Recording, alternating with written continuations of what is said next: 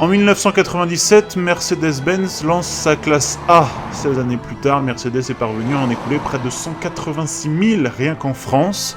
Mais ces dernières années, ses ventes s'essoufflent. Audi et BM ont eu le champ libre avec leur A3 et série 1.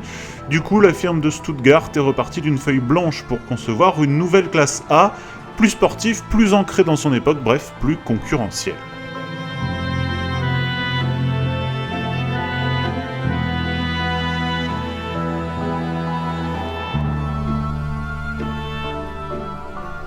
Exit le monospace à plancher rehaussé. Celui-ci laisse sa place à une compacte dans l'air du temps, au style certes plus consensuel, mais tellement plus désirable. Son design est directement inspiré de la nouvelle classe B, avec quelques subtiles touches héritées de la super sportive SLS AMG.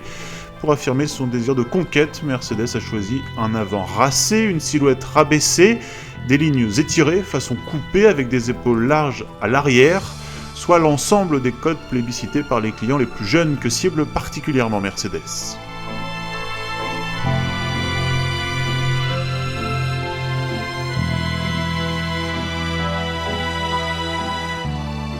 Aucun compromis n'a été consenti sur la qualité des matériaux. Les aérations inspirées du SLS s'intègrent dans une planche de bord au dessin entièrement nouveau.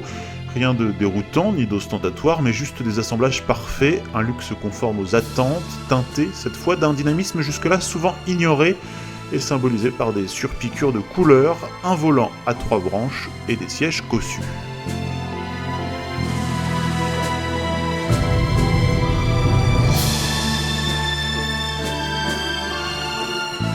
Notre version d'essai, une A200 CDI développant 136 chevaux, s'est révélée à l'aise mais sans plus, sur autoroute comme dans la montagne.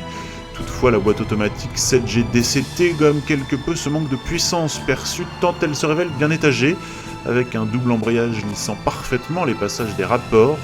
Autre avantage typiquement Mercedes, le silence, même à allure soutenue, la classe A reste un modèle de quiétude, y compris dans sa version 220 CDI de 170 chevaux qui sera disponible fin 2012.